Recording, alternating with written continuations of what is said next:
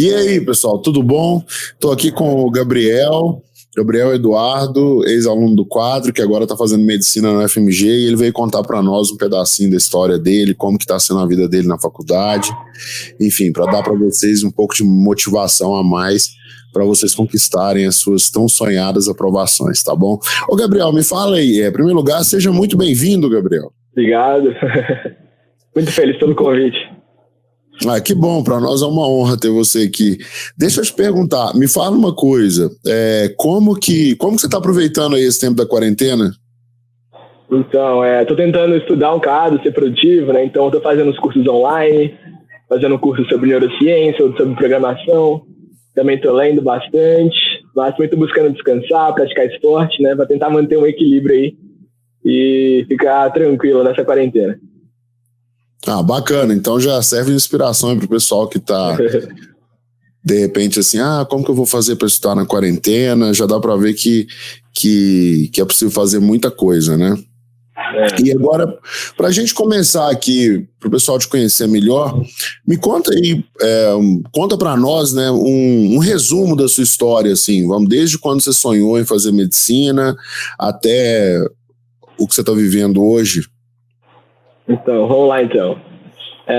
A história para eu ter escolhido medicina é até engraçada, na verdade, né? Porque a maioria das histórias, a pessoa que escolhe medicina geralmente cria desde pequeno, ser médico, não sei. Mas no meu caso foi diferente. Eu estava assistindo uma série médica chamada Grey's Anatomy. E aquilo me despertou o interesse pela área médica. Obviamente, era algo muito idealizado, né? Eu não tinha muita noção do que o médico fazia. Mas aquele, para mim, foi o pontapé inicial para despertar o interesse na área e buscar pesquisar mais sobre como que era o dia a dia de um médico mesmo, né? Então, esse foi o pontapé inicial. Eu estava mais ou menos aí no início do meu primeiro ano no ensino médio, mas eu ainda, nesse período, ainda não busquei começar a me preparar para o vestibular. Estava em um colégio técnico, né? O colégio técnico da UFMG, o Coltec, e fazia técnico em química lá. Foi assim, mais ou menos até o final do segundo ano, quando eu fiz a prova do Enem e vi que eu estava bem distante de ser aprovado em medicina. Eu tinha tirado 698. E para medicina, para eu começar a sonhar, assim, era pelo menos mais 780, né? Pelo menos. Então eu estava bem distante, precisava melhorar. Ela tem mais ou menos uns 100 pontos, então eu vi que eu tinha que melhorar, tinha que estudar bastante. Então, depois do meu Enem no segundo ano, como treineiro, eu comecei a pesquisar muito o que eu ia fazer. E foi justamente aí que eu conheci o quadro. Eu estava pesquisando sobre cursinho online, cursinho presencial. Decidi fazer cursinho presencial por uma série de motivos. Se a gente quiser, a gente pode entrar aí depois. Mas escolhi o quadro. E uma das coisas que eu fiz que eu acho que foi fundamental para eu conseguir ser aprovado foi justamente nesse período entre o segundo e o terceiro ano, né, nas férias, foi buscar aprender sobre técnicas de estudo, como estudar de forma eficiente, porque durante o meu terceiro ano eu ia ter que conciliar o colégio, o estágio e o pré-vestibular. Com isso, sobrar muito pouco tempo para o estudo para o Enem, e esse pouco tempo que eu ia ter, ele tinha que ser muito eficiente. Eu gosto de pensar no nosso resultado nos estudos como sendo uma equação, né?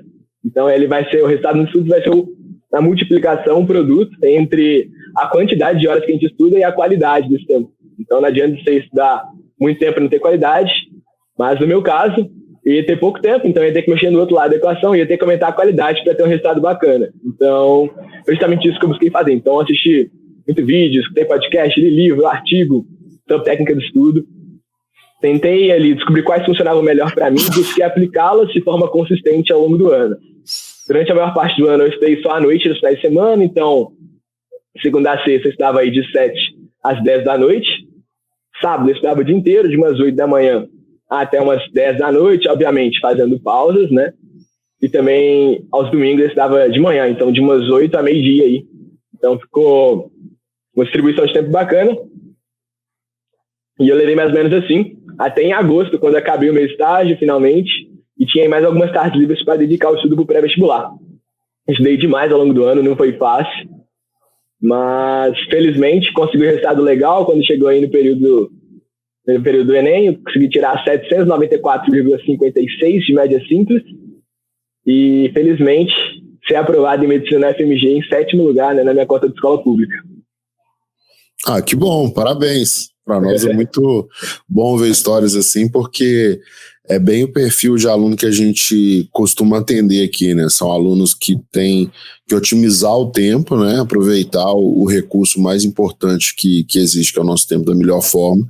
E você é uma prova viva de que, independente da idade, independente da origem da pessoa, é possível conseguir isso. E deixa eu te perguntar, você falou em algum momento que foi um pouco difícil, né? Que teve momentos de dificuldade. Eu queria que você me contasse, assim, pensando na sua preparação, tá? Antes de conquistar a aprovação. Qual que foi o momento mais difícil da sua preparação? Qual foi a maior dificuldade que você enfrentou? O pessoal costuma me perguntar isso mesmo, e eu costumo dizer que a maior dificuldade que eu enfrentei foi o sono. Isso porque, como eu tinha dito, durante a maior parte do ano eu estudava à noite, nos dias de semana, então de 7 às 10 da noite. Como vocês devem ter percebido, eu fazia bastante coisa, era colégio, estágio, vestibular, então eu ficava bem cansado. Então, quando chegava aí por volta de umas 9 horas da noite, eu já começava a ficar meio sonolento, às vezes começava a cochilar no meio da aula. Isso é algo que eu tentei lutar ao longo do ano, tentava tomar café, fazer polichinelo entre as aulas, mas para tentar ver se eu acordava. Mas essa questão do sono foi algo que eu tive que lidar, assim, durante a maior parte do ano. Mas, em certa medida, eu consegui contornar isso e eu obtive um resultado bacana. Mas, de maneira geral, eu gosto de apresentar que essa foi uma maior dificuldade, né, que é justamente a questão do cansaço, de ter que fazer tanta coisa assim durante o terceiro ano. E como que você superou essa dificuldade? Como que você superou esses obstáculos? Então, em certa medida, isso é um problema que, como eu disse, eu tive que lidar até o fim do ano. Obviamente, meu corpo se acostumou a isso, né, em certa medida, digamos, mas eu ainda assim, quando chegava no final do ano, eu ainda estava meio cansado, assim, sabe, meio letárgico. Quando chegava mais no finalzinho da noite, quando estava terminando de estudar, lá para as 9h30, 10 horas da noite. Mas não foi algo que me atrapalhou tanto, assim, não. Consegui aproveitar o tempo que eu tinha. Entendi. Assim, pelo que você falou, foi mais uma questão de adaptação, né? Você foi se adaptando ao longo do processo e chegou numa hora que, poxa, é isso, eu vou ter que seguir com isso até o final e o meu objetivo é muito maior do que essa dificuldade, né? Justamente. Eu acho que, assim, algo que eu tentei fazer durante meu ano de preparação foi não ficar reclamando tanto, porque ninguém gosta de quem fica reclamando, né?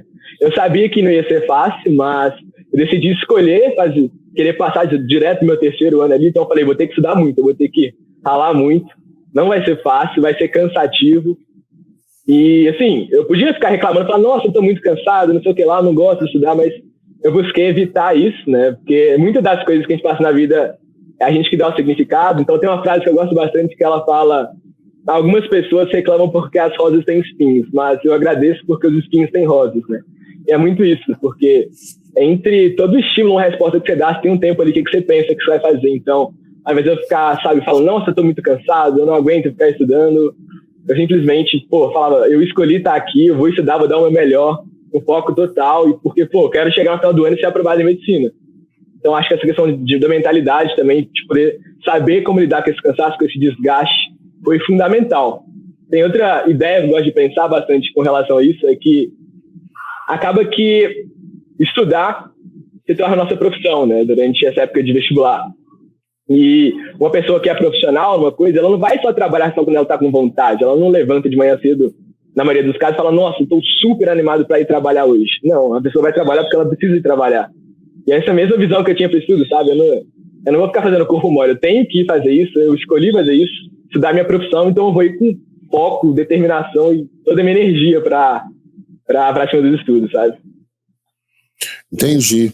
Tem uma pergunta aqui, eu vou pedir pro Dani colocar, da Lavínia, que ela fala especificamente do Coltec, né? E o Coltec, para quem não sabe, gente, é uma escola técnica aqui em Belo Horizonte, né, que fica dentro do principal campus da UFMG, e o aluno realmente tem uma vida universitária lá dentro. Ele faz diversos cursos, ele pode escolher diversos cursos, ele pode escolher eletrônica, pode escolher informática, pode escolher patologia, enfim, tem vários cursos para escolher. Mas a pergunta que eu queria te fazer, pegando um gancho aqui na pergunta da Lavínia, é a seguinte, no seu resultado, na sua aprovação, qual que foi o impacto do colégio né? E aí, quando eu falo do colégio, é considerando que você era um aluno dedicado no colégio, né? Tinha um bom desempenho, mas qual que foi o impacto de ter estudado numa escola que é reconhecidamente, aqui no nosso estado, uma escola boa, né? Qual que foi o impacto de ter estudado numa escola boa para você conseguir passar?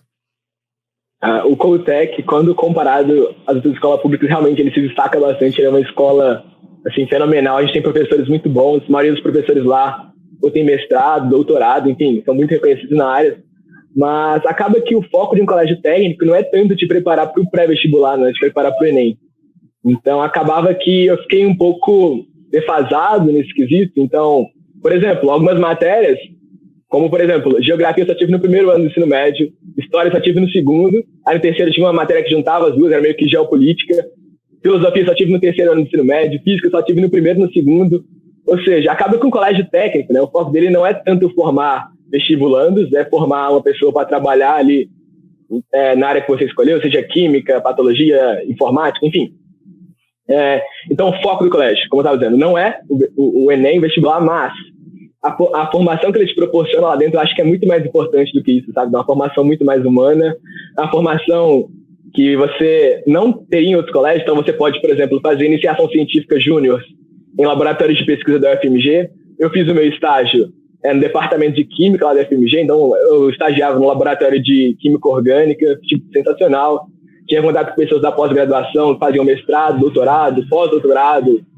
Minha orientadora de estágio era super destaque na área de química, sabe, no Brasil. Então, lá dentro você tem oportunidade que você não teria em nenhum outro lugar, mas acaba que o foco não é tanto te preparar, como eu estava dizendo, para o Enem. E só outro adendo, oportunidades que eu tive lá dentro. Cara, eu fui para a China no meu primeiro ano de ensino médio. Fiquei 15 dias lá para um programa do governo chinês em parceria com o Coutec. Então, assim, como eu estava dizendo, lá tem muitas oportunidades, não é muito voltado para o Enem, mas isso é algo que você consegue trabalhar por fora, sabe? Então, se o colégio não te dá uma base muito boa para o vestibular, como foi o meu caso, busca estudar por fora, faça cursinho online, enfim, estuda pra caramba, que é super possível passar de qualquer forma. Pô, bacana esse negócio da China aí, eu não sabia disso não, né? Você não comeu morcego lá não, né? Não. Não pode. Não vi essas coisas exóticas lá. Bom, brincadeira aqui. Vamos lá, agora você falou um pouco de dificuldade e eu achei interessante como que você trouxe um olhar mais positivo, né, em cima disso. Foi até um pouco poético, né?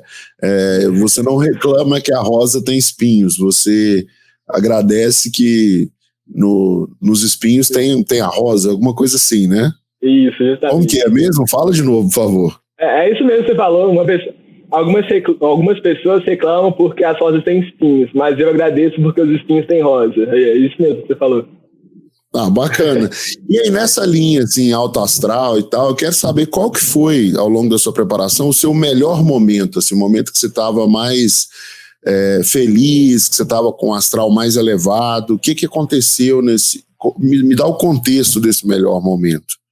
Eu passei por muitos bons momentos durante o meu ano de preparação, mas acho que um dos que mais me marcou foi quando eu fiz um dos simulados do quadro, consegui o primeiro lugar no simulado. Acho que foi o primeiro simulado que teve aí no quadro, na verdade, no ano. Aí, fui aí na sede do quadro em BH, conheci a equipe e tal, ganhei uma blusa, tirei foto, enfim. Foi um momento super divertido, acaba que dá uma motivação extra, fala, fiquei em primeiro lugar no simulado. Isso te motiva a querer se dar mais e querer tentar manter esse ritmo de ir bem nas provas, sabe? Então, esse foi um momento que me marcou bastante. Em certa medida, me animou demais para seguir estudando ao longo do ano e mostrou que eu estava no caminho certo para aprovação, sabe? Entendi. E assim, na época que eu estava fazendo cursinho, né, teve uma hora que eu tive uma sensação muito clara, assim, que eu ia passar, né, mais ali para o final, fazendo simulados, né, e depois que veio o resultado do IME, que foi no meio do vestibular do ITA, eu fiquei mais feliz ainda, porque eu passei, né, então aquilo me deu um impulso a mais para o vestibular do ITA. Agora, eu queria saber, teve algum momento antes da prova que você percebeu que você ia passar?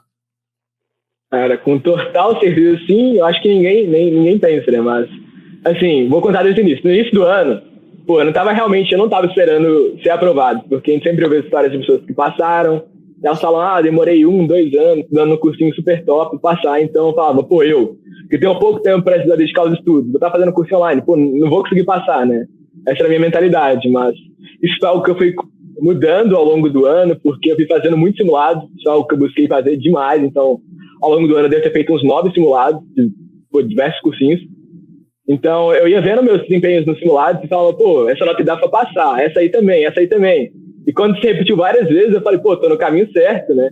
Se eu conseguir manter esse ritmo ao longo do ano e chegar no dia do Enem, ficar calmo, colocar o meu conhecimento ali no papel, provavelmente eu vou ser aprovado. Então, eu acho que essa confiança foi o que eu construí ao longo do ano, principalmente me expondo à prática, fazendo simulados.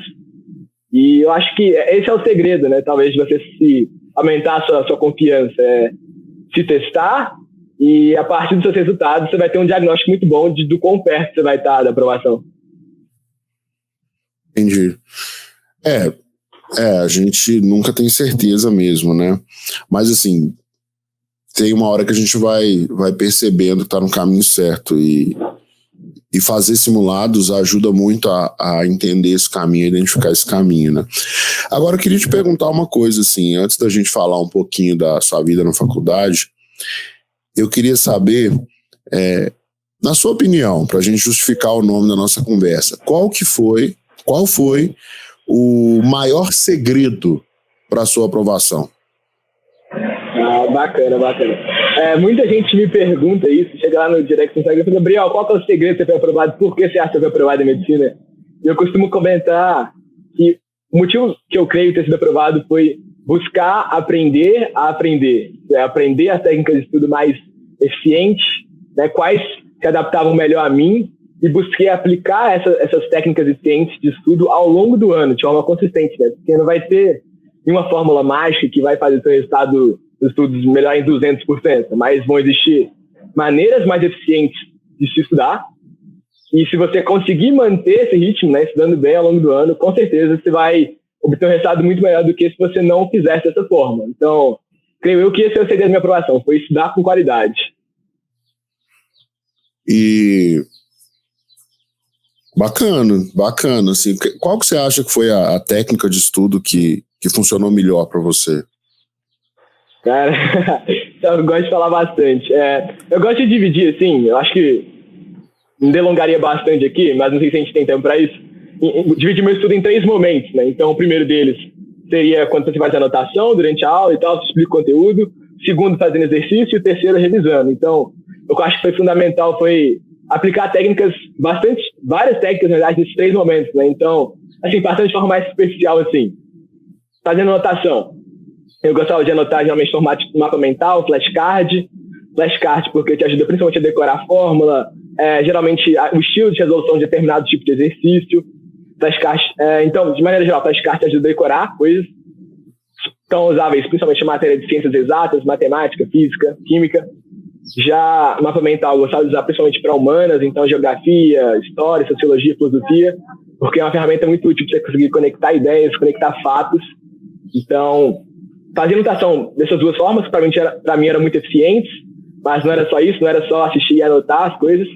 Eu também gostava de me explicar os conteúdos, isso é conhecido como técnica de Feynman, e como eu disse nos vídeos lá no Instagram, uma das técnicas mais importantes para o Enem. Técnica de Feynman, para quem não sabe, é você se explicar o conteúdo da maneira mais didática e simples possível. Quando você faz isso, você tem 4 principais benefícios, né? Então a gente vai ter aumento da retenção, aumento da compreensão, aumento da sua capacidade de abstração, isso é algo que eu até trouxe estudos para comprovar lá no meu Instagram. E, por último, também vai dar um diagnóstico muito bom das partes que você domina e das partes que você não domina. Então, se você, por exemplo, não conseguiu explicar muito bem uma parte de conteúdo porque você não domina aquela parte muito bem, então você vai lá e estuda de novo. Dito isso, essa primeira esfera sobre anotar bem, explicar o conteúdo faz parte da segunda, queria fazer exercício. Eu acho que fazer exercício é fundamental durante o seu ano de aprovação, então eu busquei tentar aproveitar o máximo de tempo disponível para fazer esses exercícios que eu tinha. Então, por exemplo, na van, né, eu estava ali com o aplicativo do quadro sempre fazendo exercício, ou em casa mesmo. Então, todo o tempo livre que eu tinha, tentar fazer muito exercício. Fazer exercício é fundamental, porque você vai, primeiro, aumentar a sua compreensão do conteúdo, aumenta a sua retenção, e além disso, você obtém novamente um diagnóstico muito bom das suas deficiências, das partes que você domina bem. E uma vez que você sabe suas deficiências, você pode voltar no conteúdo e corrigir elas, né? E passando para a terceira esfera, acho que foi a revisão, talvez um dos pontos mais fundamentais para ser aprovado, porque existem diversas formas de revisar o conteúdo, mas cientificamente o que está mais assim, eficiente, né, comprovadamente, é a revisão espaçada, que consiste basicamente em você ir revisando os conteúdos de forma espaçada ao longo do tempo. Então, por exemplo, o que eu gostava de fazer? Sempre que eu estava com o conteúdo, eu revisava ele 1, 7 e 30 dias. Fazendo isso, eu garantia que eu ia lembrar muito melhor dele no longo prazo, porque faz o seguinte exercício mental. Imagina só, você estudou demais ao longo do ano, mas quando chega na época do Enem, já esqueceu aquilo que você estudou no início do ano. Então você vê que é uma coisa que não faz muito sentido, né? O que adianta você estudar, você não vai estar lembrando quando chegar lá. Então, revisar é fundamental, só que só revisar não basta, tem que revisar de forma eficiente. Então, não vai achando que você vai conseguir revisar tudo que você estudou ao longo do ano, sabe? Quando faltando um mês para o Enem, não é assim. Então, o que eu gostava de fazer, e era muito mais eficiente, era revisar aos poucos as matérias ao longo do ano. Além disso, na revisão, além de ser espaçado, tinha que ser ativa, então não era só você pegar o seu livro, sua anotação, enfim, sair lendo, não era isso. Antes de você consultar o material, você se explicar ele da forma, com uma técnica de Feynman, de forma simples, e quando você faz isso, novamente, você aumenta sua retenção, e além disso, obtém um diagnóstico das partes que você lembra e das partes que você não lembra. Feito isso, quando você for consultar ele, depois de ter se explicado, você vai ter uma noção muito boa de que você lembra bem daquilo que você não lembra bem. Então, quando você estiver consultando o material, novamente, você tem um direcionamento de qual parte você está mais fraco, assim, para realmente dar um enfoque. Entendi. Tem uma pergunta muito boa aí do Murilo, que é a pergunta número 3. Se você puder colocar, Dani, por favor. Ele fala assim, como você tinha pouco tempo para estudar, era difícil para você ver várias pessoas fazendo muitas atividades, né? Porque na plataforma a gente tem esse feedback assim, de pontuação, né? Então, se tem uma pessoa lá que tem uma pontuação alta, você sabe que ela fez várias atividades. Como que você lidava com isso? Com o fato de você ter pouco tempo para estudar e quando você entra na plataforma, você vê alunos que têm muito mais tempo que você e, consequentemente, eles estão fazendo pontuações maiores, né? Eles conseguem fazer mais exercícios, entregam mais redações. Como que você lidava, assim, com esse cenário?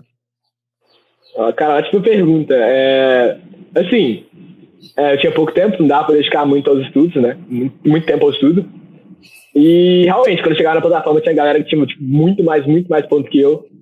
Em certa medida, eu acho que isso é algo que não me desmotivava tanto, porque, primeiro, tentava usar isso como motivação, falar, pô, eles estão fazendo muito, eu tenho que fazer muito também. Então, em certa medida, me motivou a tentar ser mais produtivo, tentar fazer mais questão em menos tempo.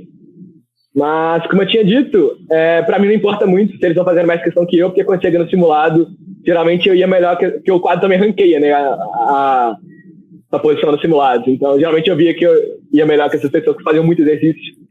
Então, em certa medida, o simulado foi o que me serviu de consolo, digamos assim, porque eu via que eu conseguia me manter ali, sei lá, no top 5. E só fazer exercício não basta, né? Eu acho que só quantidade, muito tempo de estudo com pouca qualidade não basta. Então, simulados foram algo que eu vi que realmente eu estava muito próximo da aprovação e essas pessoas faziam mais exercício que eu, não importava, sabe? Eu não estava tão preocupado com isso. Então, só completando isso que você falou, né? O que você fez, assim, tá dando um pouco mais de luz, assim, até, né? O que você fez, no final das contas, foi meio que mudar, o que o Gabriel fez foi meio que mudar as regras do jogo, né? Enquanto todo mundo estava jogando a regra das atividades, das listas e tal, o Gabriel jogou o jogo do simulado. Então ele falava, pô, eu tenho que melhorar aqui nos simulados. Então ele usou regras que eram justas, que iam dar para ele crescimento, mas onde ele tinha vantagem, né? E usou isso para se motivar, tá? Então você muda essa regra para se motivar, muda a regra do jogo para você continuar produzindo, mas de uma forma que você se motive. E mais importante ainda do que isso, mais importante do que quais são as regras do jogo, mais importante do que o jeito que as pessoas estão indo, é você pensar na sua esfera de ação, né? Então você tem que pensar no seu desenvolvimento, ao invés de preocupar quantos exercícios ele fez, quantos exercícios ela fez, preocupa-se em superar os seus próprios limites dia após dia, né? Porque cada pessoa tem uma realidade. Se você olha para o vizinho, a grama do vizinho sempre parece mais verde. Isso é um ditado que vale em muitos contextos e nesse contexto também. Então, evite olhar para a grama do vizinho, olhe para a sua realidade e procure se superar a cada dia. Porque o aluno que busca se superar a cada dia, ele naturalmente se desenvolve. O que você acha disso, Gabriel?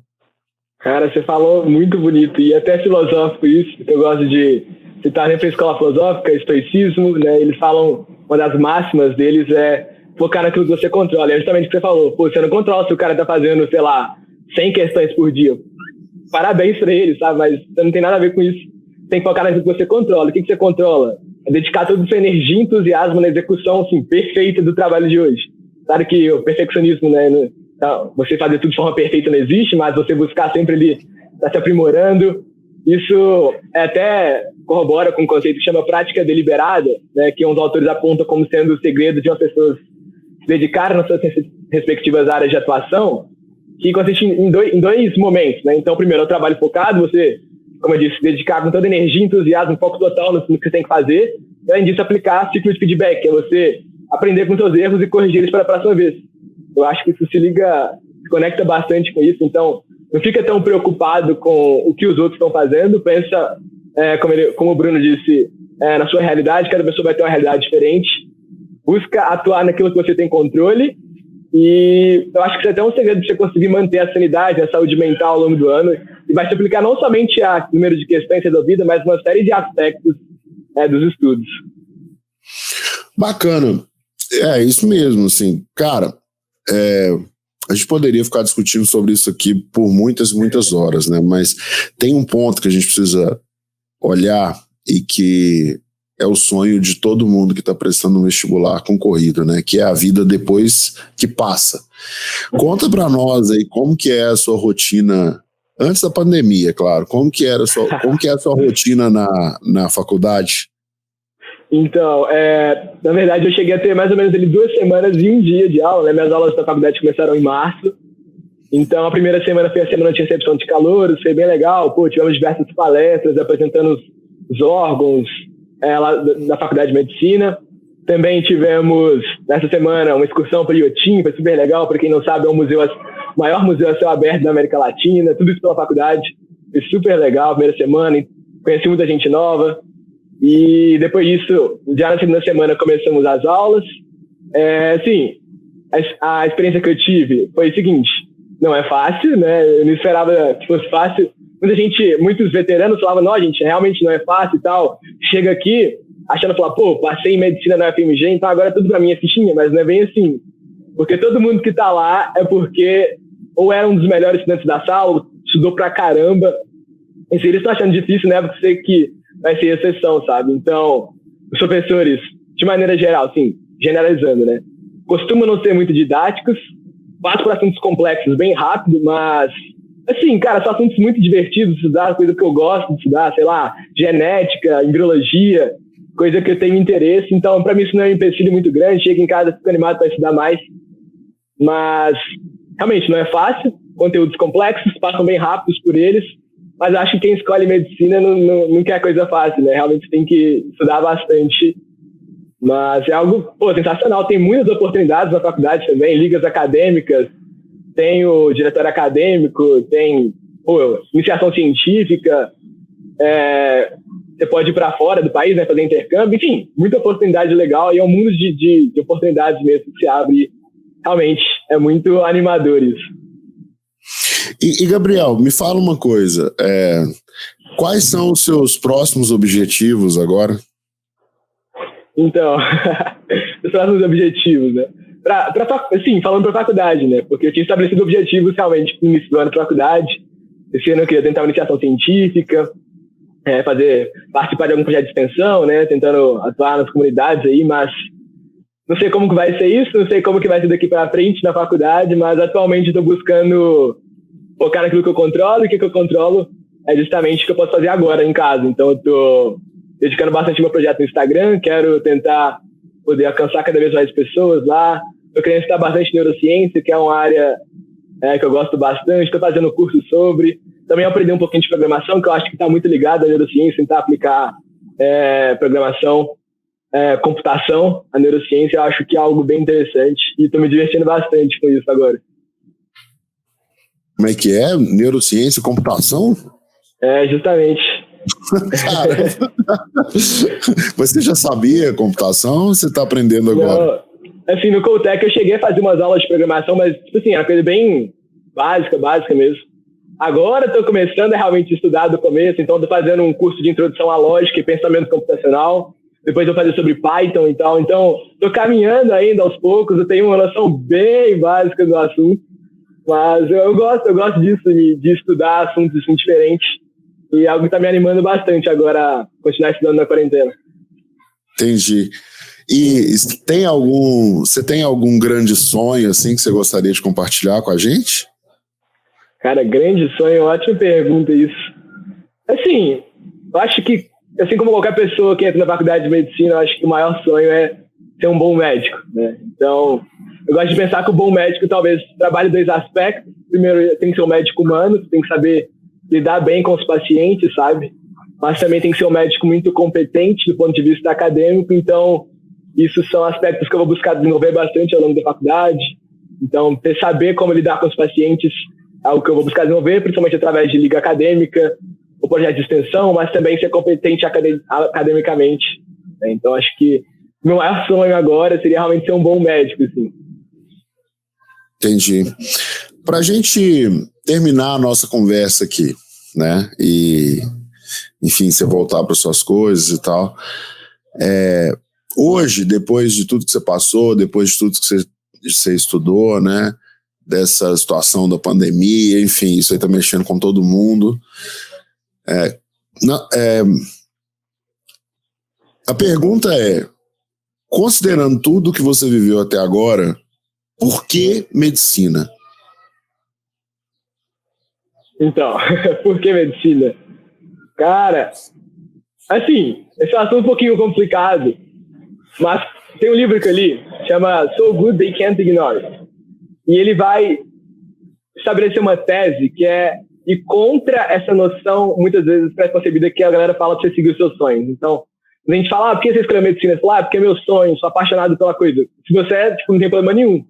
Mas acontece que a maioria das pessoas geralmente não tem uma paixão, nem um sonho, assim, pré-estabelecido, sabe? Então, a tese que ele vai defender no livro é que a paixão pela profissão é algo que você desenvolve ao longo do desenvolvimento da carreira, sabe? Então, quando você vê o impacto que você gera, como você pode ajudar as pessoas, aí sim que você vai desenvolver a paixão pela profissão. Então, essa questão de você ficar pensando, eu vou fazer, por que medicina? Porque é meu grande sonho. No meu caso não era assim, eu não tinha um grande sonho de querer ser médico, mas eu tenho a vontade de desenvolver essa paixão pela profissão durante o decorrer da carreira, assim. Entendi. Você viu assim que a gente aqui não costuma maciar muito nas perguntas, não. A gente faz umas perguntas para a pessoa ter que se expor mesmo. E você foi muito bem, ajudou muito a gente aqui. Tenho certeza que muitos alunos vão ficar estimulados com seus estudos, né? Com a sua trajetória. E tem que deixar a recomendação aqui do seu Instagram, né? Porque tem muita pergunta. E a gente não vai conseguir responder tudo, mas acho que não tem problema se o pessoal publicar as perguntas lá para você, sei lá, não sei como que você faz, e aí você consegue responder por lá. De repente sua resposta ajuda muita gente, né? Meu Instagram é gabriel.scp, pode me chamar lá no direct se vocês quiserem, respondo pergunta. Também posso abrir uma caixinha lá nos stories para responder um bocado de gente. É sempre um prazer poder ajudar aí a galera a conversar. Não sei se tem como escrever aí. Tem como escrever pra galera, Dani? Qual que é o Instagram do Gabriel? Vê se você consegue escrever aí. Não, acho que teria... não sei se tem jeito. Mas, enfim. Quer ver? Vamos fazer o seguinte. Alguém escreve aí nos comentários. Vou escrever aqui. Pronto, ótimo. Apareceu. Instagram, @GabrielSCP. Só o pessoal entrar lá e pegar as informações que precisar e pegar várias orientações, dicas, aprendizados. O Gabriel é um rapaz muito bacana. E assim, eu conheço um pouco da história dele, sei onde que ele mora. E eu vou dizer para vocês que ele não é ele é um menino nascido em berço de ouro no sentido da família, que é uma família maravilhosa. Mas ele não é um menino que teve facilidades na vida, não. Então, é um exemplo a ser seguido e com certeza vai ajudar vocês aí. Muito obrigado pela sua presença, viu, Gabriel? Quer deixar alguma mensagem aí pra galera? Eu queria só agradecer pela oportunidade de estar aqui conversando contigo, poder compartilhar um pouquinho da minha história com os estudantes aí, tentar ajudar o máximo de gente. É sempre um prazer. Mas valeu aí. Valeu, então. Um grande abraço para todo mundo, um grande abraço, Gabriel. Obrigado, Dani, que trabalhou aí nos bastidores. Que Deus abençoe vocês, que vocês tenham um ótimo dia. Tchau!